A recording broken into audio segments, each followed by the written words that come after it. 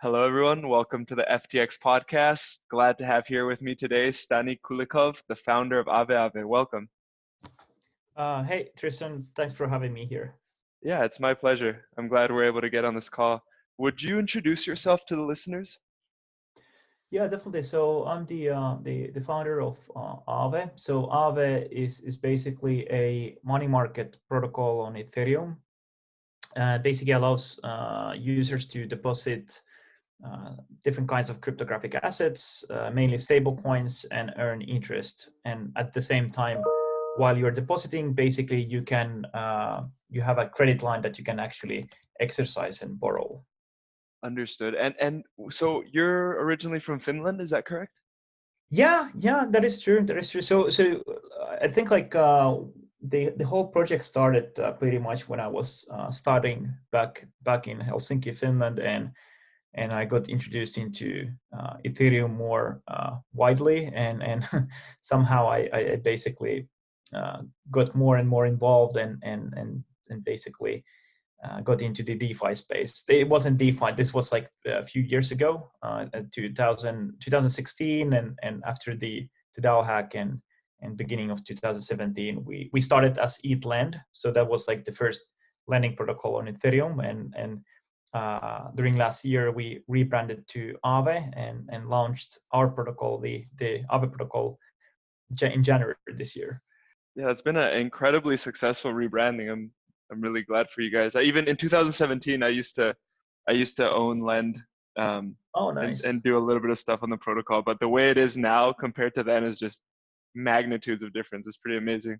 Yeah, I mean the kind of like I think like this kind of like back then we called them more like dApps, that you had like everything that was on Ethereum was like a dApp, decentralized application, and then of course you had protocols and such. But I think it was like ages where like DeFi wasn't like coined term. It was more about like I mean there wasn't stable coins.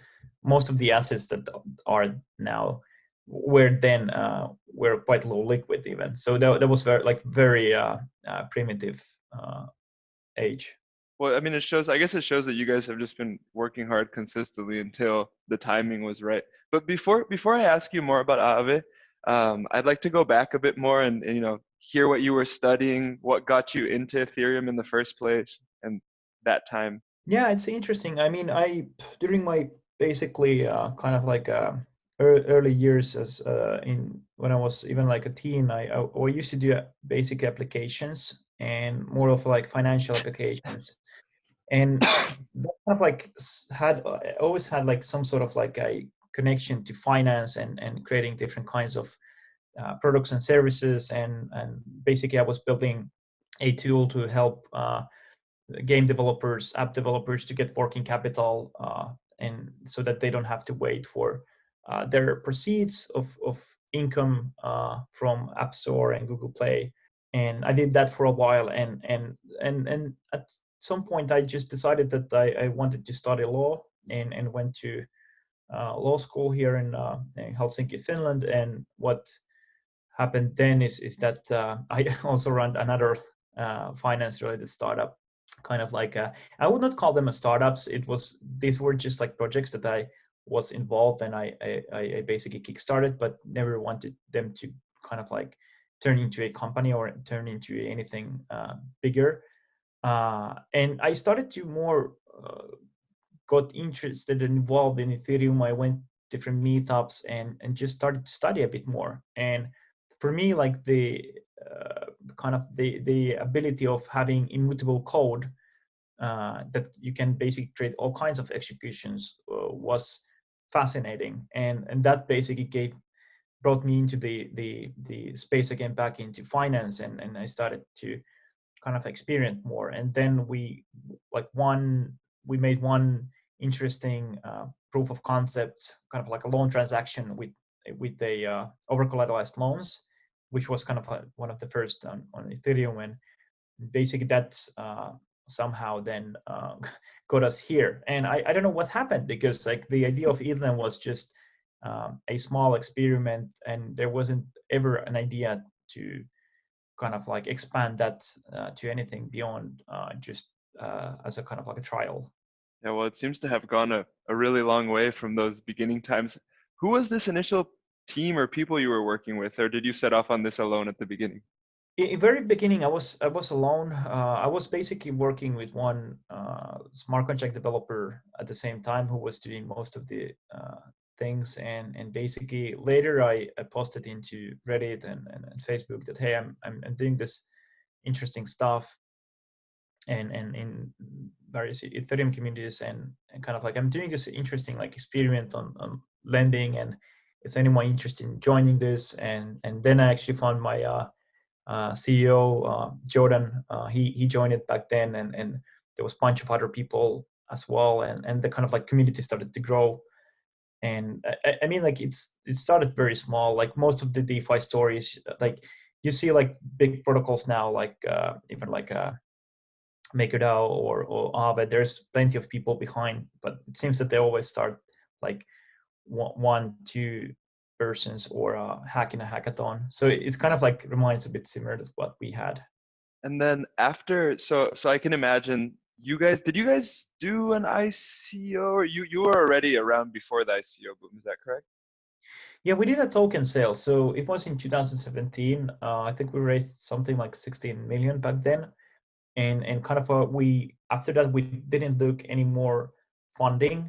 And just recently we started to actually, as we see like the protocol grow so fast, we basically started to we had a couple of other fundraisings recently, and kind of the idea is to widen the team, because like once you reach a certain point with the value that you have locked in your protocol, basically the development process is way slower. You have to be more diligent and be very careful, and have a like enough resources that you can actually like deploy safe code. So we basically started to expand the team a little bit more. Cool. That's exciting. Well, there you hear it. If any young software or smart contract engineers are looking for something, reach out to the Aave crew. And another question I've been wondering for a bit now, because until I saw the rebranding and that all the attention you guys were getting again, I think Lend went undercover for quite a while there.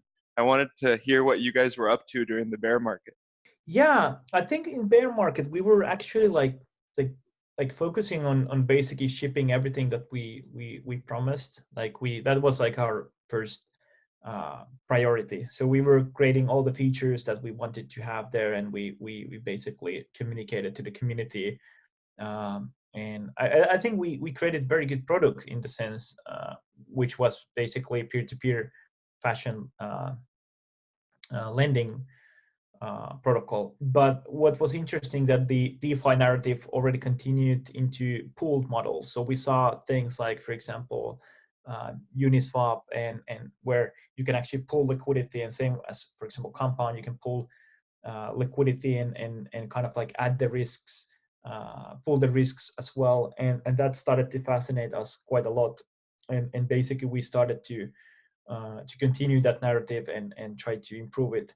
But I think it was for us it was interesting in the sense that we came from a narrative where building DeFi was very non-optimistic, in a way that in 2016, 2017, basically when you deploy code into smart contract, it shouldn't change in between. You can't have upgradability, and you kind of like expect that kind of like you want to diversify risk as much as possible. And that's why we didn't have any pooled models of lending or anything like that. And then we saw like the narrative to kind of like continue to the direction where actually it's totally fine to kind of like pull the risk and make this kind of lending pools and whatnot. And we just followed that. But the bear market, we did a lot of work. Actually, a lot of success now is also the work we did, for example, last year in terms of branding,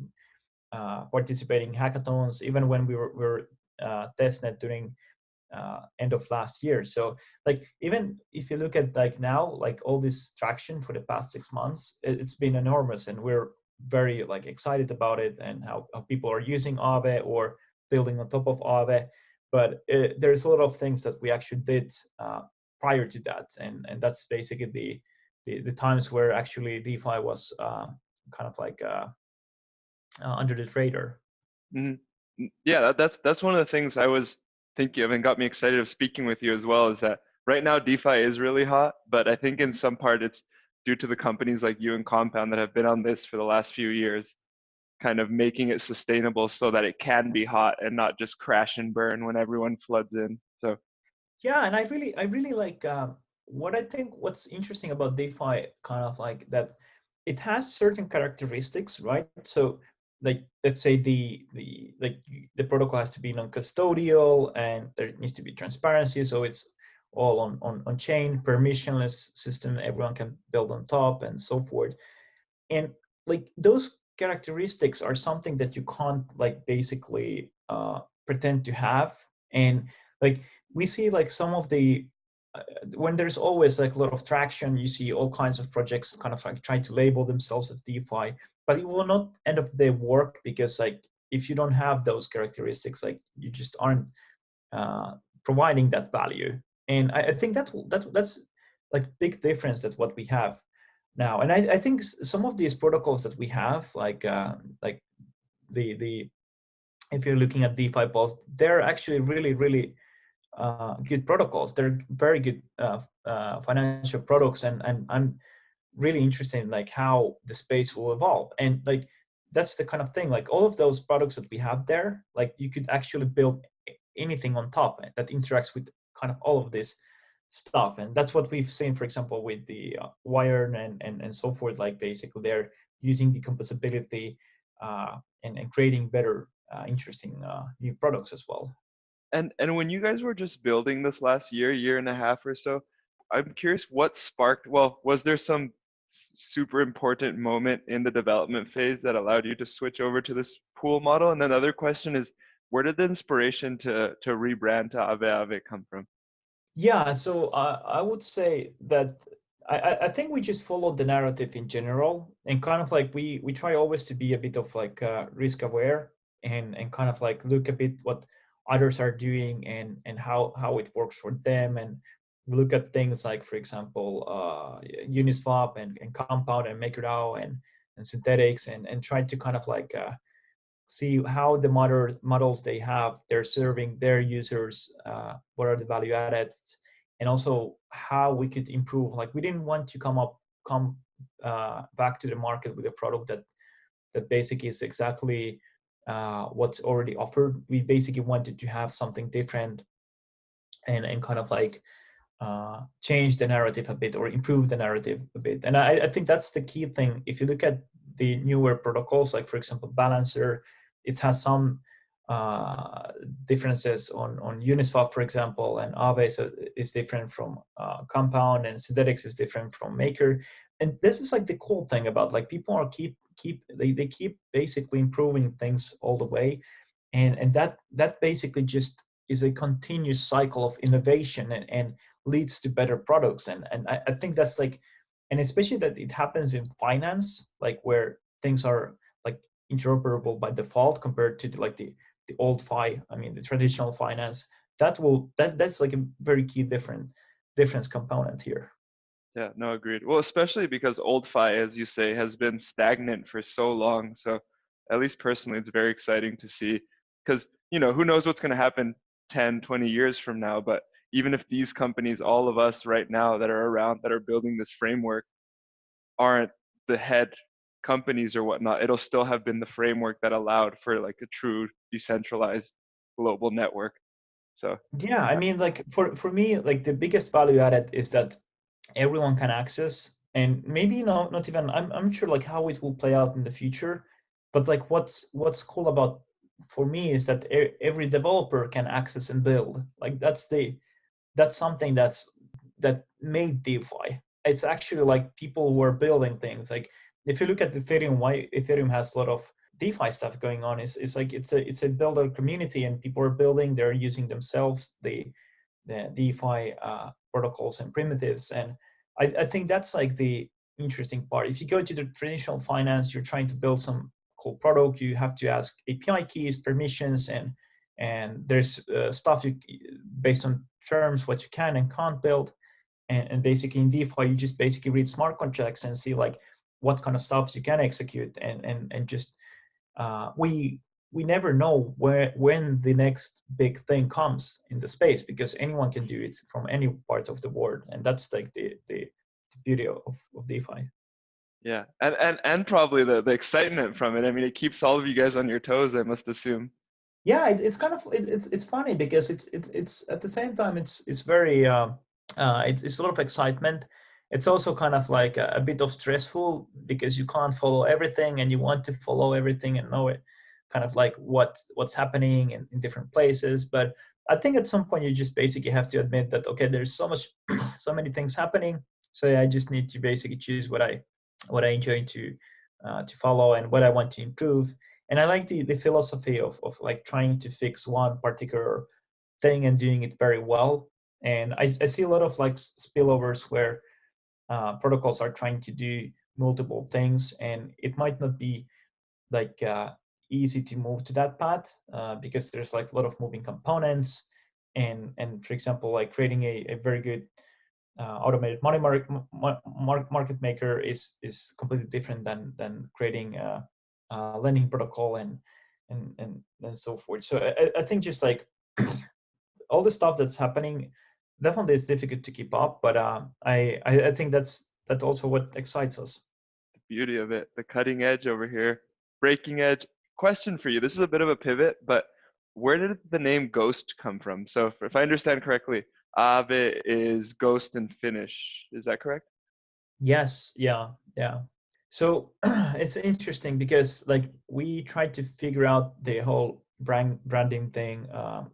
We like internally, and we try to always like we looked at kind of like traditional finance and how they brand themselves, and we figured there's one particular thing that every of the financial institution or whatnot they had is that the namings and everything there, and the branding itself, they were very conservative. And we were kind of thinking like what's the reason behind it, and kind of we see that the financial institutions, they want to highlight that you can trust them, that they're very conservative, they handle conservatively your money, for example. And we were thinking that actually like when we're building system where you don't have to have trust, instead you have this kind of like a trustless systems, and you verify things from smart contracts, you basically don't have to convince in similar way. And basically you don't have to be conservative in that sense, and you could actually create actually branding that is more fun and just easy to approach. And that's how we came with the ghost aspect. And of course there's another aspect, is that as we are moving towards like decentralized path, like we want kind of like the protocol and this kind of like ghost resemble that no one actually owns the protocol in the future, that it's basically up to the token holders and the DAO, but it's actually there isn't like a any controlling party. That's was one of the anchors as well. And of course, like today, it's still we see like DeFi becoming a brand game. People choose what to trust and what to not, because not everyone can read smart contracts. And I think this brand game becomes stronger and stronger because people will not look anymore at TVLs when each and every protocol has hundreds of millions of value locked in. You don't care anymore like who has, let's say, 50 million more or a couple of 100 million more. It's more about like brands and what you like to use. Mm. Yeah, that makes a lot of sense to me. I mean, and in that regard, it seems that you guys have been doing a good job, because the feedback has been overall positive that I've seen on Aave for quite some time now, actually. And I know part of it is the DeFi craze, but I think another part of it is that you guys are building what your community wants, which is what we do at FTX as well. And it seems to get the best feedback from all the users. And speaking of users and perhaps future users, could I ask you to give a breakdown of the Aave protocol for those that may not be familiar with it? Yeah, definitely. By the way, I really love what you guys are doing, and I especially like in terms of like building features and requests. That is all about what we're basically into. Also, quite easily how Aave works is that you basically come with your assets and you deposit into the protocol and earn interest. And usually, like most of the highest yields are basically on stable coins. So when you deposit USDC, you also get in return so-called interest-bearing tokens, AUSDC, for example. We call them A tokens, and you can store them anywhere you want. And those A token balances will grow in your wallet algorithmically. So that's like pretty cool usability feature. So you could basically transfer and send that those A tokens to someone else, and that's basically sending your interest bearing account to someone else. And that's like very cool thing, especially if you are in a country where the local currency has a lot of inflation and basically you don't have access to USD nominated savings accounts. So that's pretty cool stuff. And when you deposit into Aave, you can basically draw credit line. So one of the coolest things is that you could, for example, deposit let's say Ether and earn a bit of on that deposited Ether, but then you can at the same time draw USDC or DAI and basically use that in DeFi or convert it into dollars and spend it in real life. So that's pretty cool. Or you can do basically one of the newest features that we have is so-called credit delegation. So you could basically deposit stable coins and let someone else that you trust basically to draw that, let's say Ether or WBTC, and kind of like earn additional yield for letting someone borrow under collateralized that you trust. And that's like very basic of our protocol. The protocol is a money market, so we have two money markets now. One with the main assets. There's 16, or I think now we have 18 different assets there that you can actually use as a collateral, and then you can borrow those assets. And the newest one we added a couple of months ago was basically being able to use Uniswap liquidity shares as a collateral. So if you provide liquidity to Uniswap, let's say ETH DAI pair, you get in return a liquidity token, and you can use it in Aave as a collateral and borrow stable coins against. And that's like our goal, that we want to basically have a lot of kind of like assets on the protocol and basically have interest rate on each and every asset that there is available.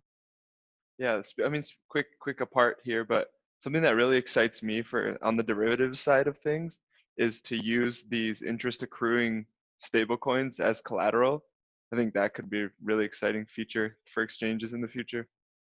Yeah, I mean, like that's like one of the things I really usually try to kind of like spread is that actually using let's say A tokens, it allows better treasury management. And I would imagine that if an exchange has inventory of stable coins, whether it's their own or their users, just converting those into A tokens basically means that they're extracting yields to the exchanges themselves to cover costs or gas fees and so forth, or directly to their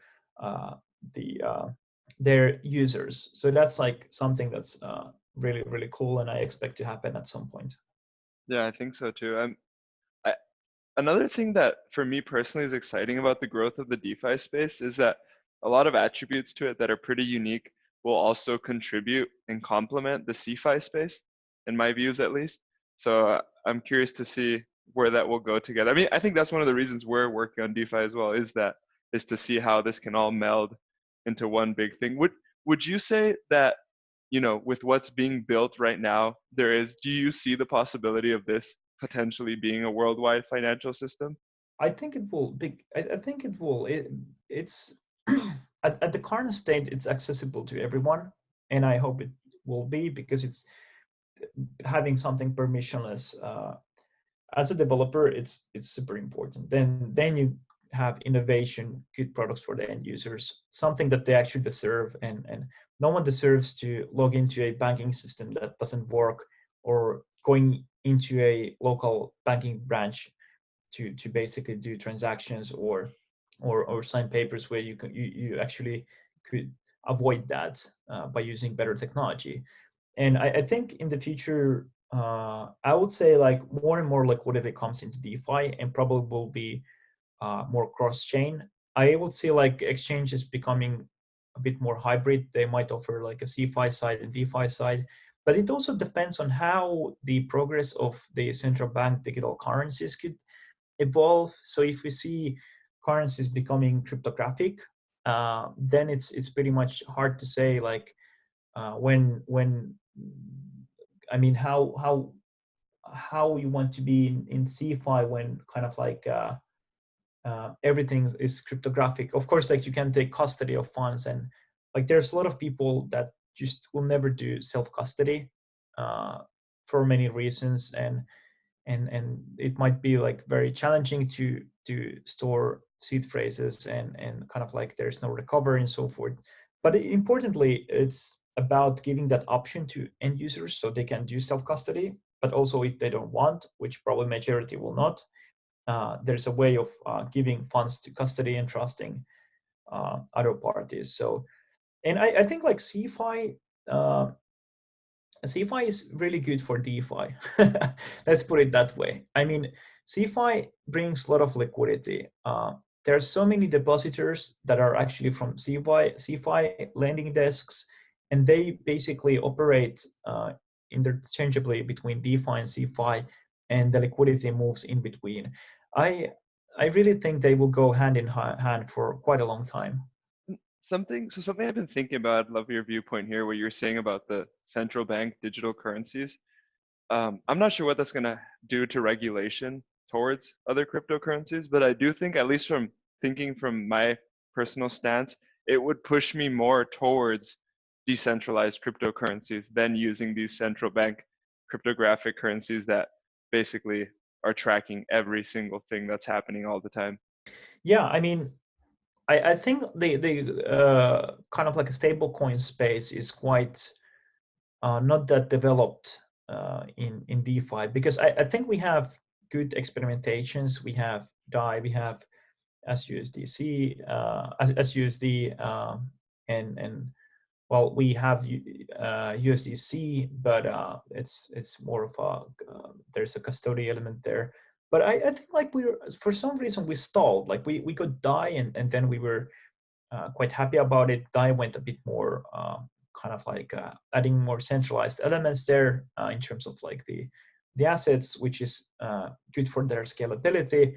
But then again, like we have mstable, which is kind of like a basket. But I would like to see more like DeFi based stable coins initiatives. And still, I don't understand why there isn't stable coin of pounds, euros, and so forth. Like those are things that people actually need. And even like not the same scale as USD, but I mean, if you can get out of the change between different fiat exposures, that is a big thing. No, absolutely. And that's something we work on a lot here as well. Like, for example, right now we have a stablecoin. Well, obviously the basket of USD stablecoins, but we also have a Brazilian real stablecoin, and then also a Turkish lira stablecoin. And I think in a big way, that's the future of cryptocurrency, is to create, because what that does in some ways, at least for us, is it allows a much easier on and off ramp of fiat with these stablecoin systems. And then it also allows us to create derivative products using the stable coins rather than the actual fiat currencies, which makes a lot more utility for people that want to hedge or have exposure like that. So hopefully growing more in that direction here as well. Yeah, and I'm waiting for the day when DeFi will vacuum the kind of like let's say the FX trading stuff to a certain extent. I mean, it really provides interesting environment if you can swap between euro stable coin to USD and back and forth, and have some sort of a leverage. Actually brings you quite interesting stuff, because that's one of the biggest markets. I mean, the FX trading. Yeah, so well, there's exciting stuff to look forward there too. And going back to Aave, a couple more questions on the lending and stuff. How do you guys deal with your collateral? How did you? Because for me personally, DAI is kind of scary. Like I saw what happened on Black Thursday. Like there is some serious things. I know they've remedied a lot of it since then, but I was curious how you guys have decided to look at collateral and liquidations and things of that nature. Yeah, I mean, that's one of the things that requires a lot of work usually. When people look at lending protocols, they kind of see the functionality of depositing and borrowing, but the biggest kind of like one of the biggest pieces of the functionality is actually the liquidations and the risk framework that you apply. So basically, we have a Aave risk framework that we are using, and basically based on that, we before we are listing different kinds of assets, we're basically doing quite a lot of research on those assets, like risk analysis on what kind of counterparty risks, smart contract risk there might be, like technical risk, liquidity risk. So, for example, if the asset gets liquidated, basically, is it possible to sell large amounts without a lot of slippage in a exchange, whether it's decentralized or centralized? And basically based on those, if an asset gets into the protocol, currently basically our risk team decides upon that, and we set different kinds of parameters, loan to value ratios, how much you can borrow against those assets. And it's kind of interesting because now we're applying a lot of internal knowledge on this, but in the future, this is basically something that the governance will do.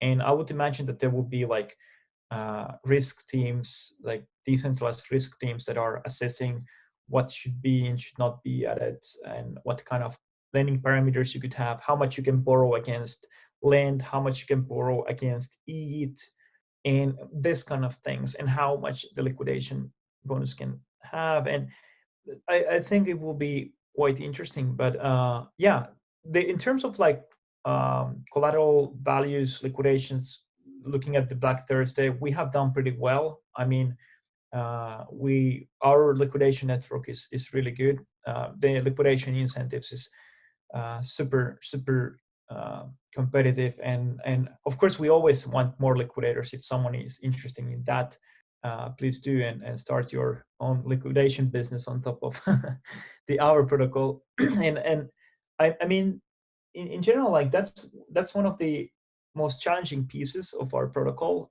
and that is something that we work quite hard, and it requires constant monitoring and understanding how these assets are moving. And the more assets we have, the more kind of larger the job becomes.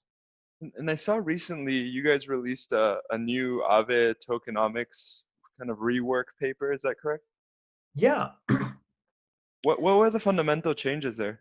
Yeah, so like for us, like when we launched the protocol in January, there was already kind of like good amount of traction within like a month or so. And DeFi was way smaller than it is today, of course. And we kind of like noticed that we started to revamp the token economics. We call them Aavenomics.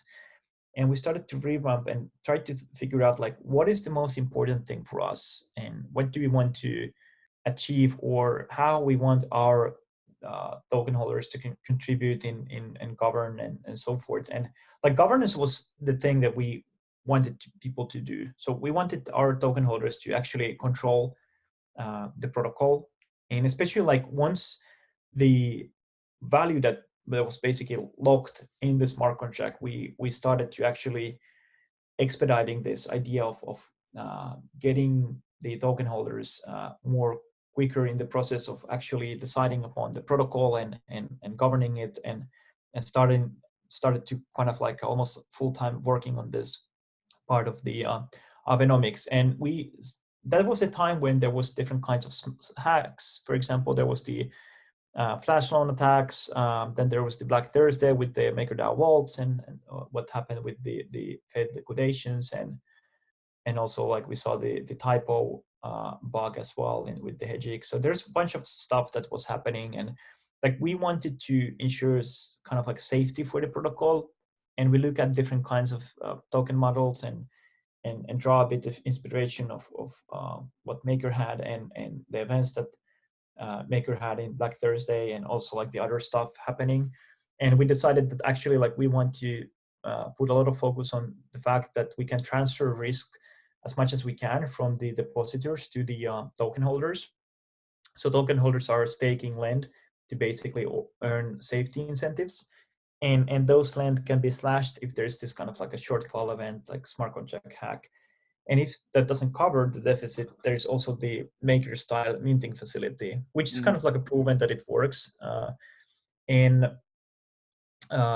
yeah, and also we have this built-in backstop module of stable coins, which basically has ongoing bid on those minted or staked land to buy them out of the market and lock them for a fixed period of time. So we have this kind of like multi level of kind of like safety procedures. First the collaterals in Aave, then the staking, then the minting, and then the backstop. And like if we look at the Abenomics, there's liquidity incentives for liquidity providers, but I think more interesting part is the actual providing safetiness for the protocol, and it leans towards that direction.